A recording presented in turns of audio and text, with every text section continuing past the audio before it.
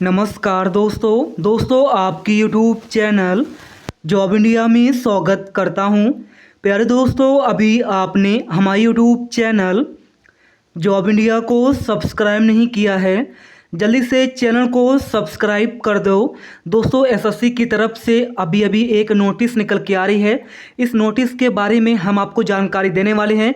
उससे पहले बता दें, एसएससी ने जो है आज की डेट में दो बड़ा बदलाव किया है, इसलिए एसएससी ने अभी यहाँ पे नया नोटिस जारी किया है। तो क्या बदलाव किया है इसकी जानकारी देंगे, नोटिस के बारे में जानकारी देने वाले हैं। तो आप लोग हमारे साथ बने रहिए, पल पल की अपडेट के लिए चैनल को सब्सक्राइब कर देना। एसएससी नर्स भर्ती 2025, देखिए एसएससी की तरफ से 2200 के आसपास से फेज 13 के माध्यम से nursing officer, pharmacist, lab technician, OT, MLT, CSD, attendant, dresser, NM, MTS and various position पर सबसे पहले एसएससी फेज 13 की वैकेंसी आ रही है। 2 जून को जो है आप लोगों का विज्ञापन आ जाएगा, इसके लिए भी नोटिस निकल के आ रही है। इसके अलावा एसएससी की तरफ से जेई की वैकेंसी आ रही है, इसके बारे में भी नोटिस है।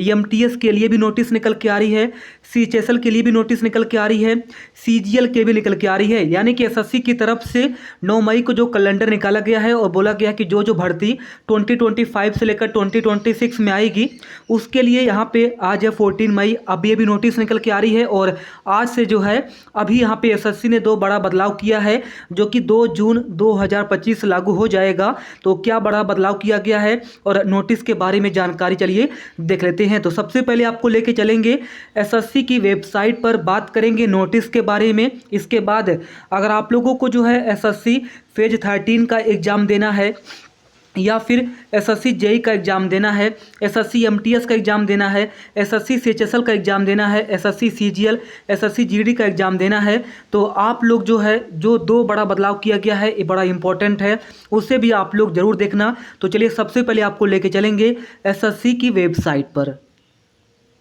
तो यहाँ पे सबसे पहले आप लोग गूगल पर जाओगे, वहाँ पे आपको एसएससी सर्च करना है। सर्च बॉक्स में आप लोग देख सकते हैं, नीचे यहाँ पे देखिए एसएससी की वेबसाइट आ जाएगी ssc.government.in।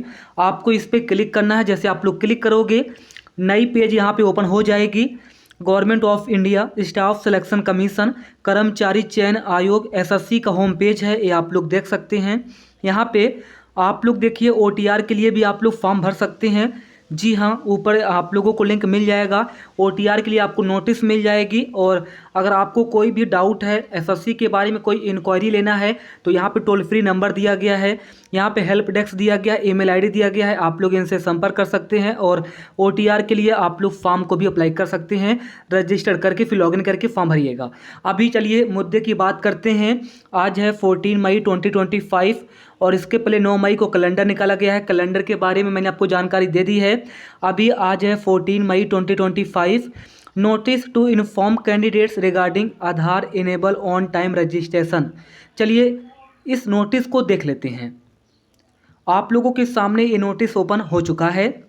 इंग्लिश और हिंदी दोनों लैंग्वेज में जो है नोटिस पब्लिश किया गया है। नोटिस है 1405/2025 यानी कि 14/5/2025। आज की ये डेट मेंशन है, ये आज की डेट मेंशन है 14 मई 2025। और यहाँ पे फाइल नंबर है, इसे भी नोट कर लेना। और यहाँ पे देखिए staff selection commission SSC IT section से नोटिस निकल के आ रही है। नोटिस क्या है तो यहाँ पे इंग्लिश और हिंदी दोनों में बताया गया कि सूचित किया जाता है कि 2025 परीक्षा चक्र से अर्थात 2 जून 2025 से वन टाइम रजिस्ट्रेशन ओटीआर आधार जो है इनेबल होगा, सक्षम होगा। इसके अलावा 9 मई 2025 को जारी वार्षिक परीक्षा कैलेंडर के संबंध में यह सूचित किया जाता है कि मौजूदा one time registration form OTR को जो है संपादित यानी कि एडिट करने का विकल्प जो है केवल 31 मई 2025 तक ही दिया जाएगा। जी हाँ, under secretary to the government of India 9/5/2025। अब मैं आपको बता देता हूँ ये नोटिस क्या है। इस नोटिस के माध्यम से 2 जानकारी यहाँ पे दी गई है, यानी कि 2 बदलाव किया गया है एसएससी में। पहली बार ये बदलाव किया गया है एसएससी में जो है, ये 2 बदलाव किया गया है एसएससी ने बोला है कि अब जो है रेलवे की तरह, पहले क्या करता था, रेलवे में जो है आधार वेरिफिकेशन चालू था लेकिन एसएससी में नहीं था। अगर आप लोगों को जो है एसएससी का एग्ज़ाम देना होता था तो आप लोगों के पास अगर एसएससी का आधार कार्ड नहीं होता, एसएससी का जब आप लोग एग्ज़ाम देने जाते थे तो अगर आपके पास आधार कार्ड नहीं था तो आप लोग pan card, voter ID card के थ्रू आप लोग एग्ज़ाम एसएससी का दे लेते थे। लेकिन अब की बार ऐसा नहीं होगा। बिना आधार के आप लोग, बिना आधार वेरिफिकेशन के एसएससी का कोई भी एग्ज़ाम आप लोग नहीं दे पाएंगे। पहले तो आप लोग पैन कार्ड से भी एसएससी का एग्ज़ाम दे देते थे, कोई प्रॉब्लम नहीं होता था। वोटर आईडी से भी आप लोग एसएससी का एग्ज़ाम दे देते थे, लेकिन अब ऐसा नहीं होगा। अब आपका जो है, पहले रेलवे में आधार वेरिफिकेशन होता था, अभी एसएससी में भी लागू हो चुका है और अब एसएससी के सारे एग्ज़ाम में आधार वेरिफिकेशन लागू होगा। जैसे आप लोग एसएससी का एग्ज़ाम देने जा रहे हो तो जैसे आप लोग सेंटर पर जाओगे तो सेंटर पर जो गेट होगा, यानी कि जो सेंटर का मेन गेट होगा जहाँ पे सिक्योरिटी गार्ड होती है, वहाँ पे आपका सबसे पहले आधार बायोमेट्रिक लिया जाएगा। उसमें आपका फिंगरप्रिंट जो है मैच कराया जाएगा। जैसे आपका फिंगरप्रिंट मैच होता है तभी आपको मेन एंट्री दी जाएगी, तभी आप लोग जो कंप्यूटर लैब है वहाँ पे जा पाएंगे, एग्ज़ाम में बैठ पाएंगे। नहीं तो गेट पर ही आपको बाहर भगा दिया जाएगा अगर आपका बायोमेट्रिक मैच नहीं होता है। तो एसएससी अब आधार वेरिफिकेशन लागू कर चुकी है, आधार इनेबल कर चुकी है और ये 2 जून से लागू हो जाएगी, क्योंकि 2 जून को आपका पहला फेज 13 का विज्ञापन आ जाएगा। और सबसे पहले SSC phase 13 nursing and paramedical का एग्ज़ाम होगा। तो आप लोग याद रखिए, आधार वेरिफिकेशन इनेबल हो चुका है। और देखिए आपको क्या करना, फिंगरप्रिंट यहाँ पे अपडेट करवा लेना। अगर आपने 8 से 10 साल पहले आधार कार्ड बनवाया है तो आप लोग अपना फेस जो है अपडेट करवा लो।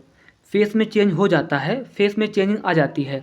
तो 8 से 10 साल पहले अगर आपने जो अपना आधार कार्ड बनवाया है तो इस समय जो आपका फेस होगा और उस समय जो आपका फेस होगा थोड़ा बहुत चेंजिंग हुआ होगा, उसे आप लोग अपडेट करवा लेना। तो फेस यहाँ पे अपडेट करवा लेना और फिंगरप्रिंट यहाँ पे अपडेट करवा लेना। 100% फिंगरप्रिंट यहाँ पे अपडेट करवा लेना, क्योंकि आप जब एसएससी का एग्ज़ाम देने जाओगे तो मेन गेट पर जो है आप लोगों का फिंगरप्रिंट यहाँ पे मैच कराया जाएगा और आधार वेरिफिकेशन जैसे ही सक्सेसफुल होगा तभी आपको एग्ज़ाम में बैठने दिया जाएगा। इसके अलावा जो सेकंड है, जिन्होंने ओटीआर अभी नहीं फिल किया है वे लोग ओटीआर फिल कर लें 31 मई तक, और जिन्होंने ओटीआर फिल कर लिया है वे लोग अपडेट कर सकते हैं। अगर आपने पैन कार्ड के थ्रू या वोटर आईडी कार्ड के थ्रू ओटीआर फिल किया है तो वहाँ पे आप लोग आधार कार्ड अपडेट यहाँ पे कर लो, क्योंकि आधार कार्ड यहाँ पे मैंडेटरी हो चुका है। बिल्कुल आधार कार्ड यहाँ पे कन्फर्म हो चुका है। आधार कार्ड ओटीआर के थ्रू आपको फिल करना है और आधार कार्ड को अपडेट करवा लेना। एग्ज़ाम देने जाओगे तो वहाँ पे आधार वेरिफिकेशन होगा। याद रखिए, पहले आधार वेरिफिकेशन रेलवे में होता था लेकिन अभी एसएससी ने भी लागू कर दिया है। तो ये 2 बड़ा बदलाव एसएससी ने यहाँ पे कर दिया है। मैंने आपको जानकारी दे दी है, ये नोटिस भी पब्लिश किया गया है। अपने तरीके से मैंने आपको सारी जानकारी दे दी है। बाकी 9 मई को कैलेंडर यहाँ पे जारी कर दिया गया है, आप लोग यहाँ पे देख सकते हैं।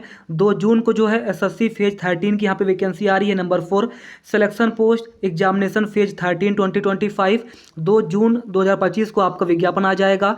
23 जून तक आप लोग फॉर्म भरेंगे और 24 जुलाई से लेकर 4 अगस्त तक आप लोगों का पेपर चलेगा। तो एसएससी का जो पहला पेपर है 24 जुलाई से शुरू हो जाएगा। तो आप लोग अपना आधार अपडेट करवा लो। और ओटीआर, अगर आप लोग ओटीआर भरे हो, अगर आपने ओटीआर भरते वक्त आधार कार्ड डिटेल्स दिया है तो कोई बात नहीं है। ओटीआर में अगर आप लोगों ने आधार अपडेट करवा लिया है तो अच्छी बात है। बाकी आधार वेरिफिकेशन आपका होगा, आप लोग फिंगरप्रिंट अपडेट करवा लो, फेस अपडेट करवा लो। बाकी कोई डाउट है आप लोग कमेंट कर दो, मैं रिप्लाई कर दूंगा। धन्यवाद।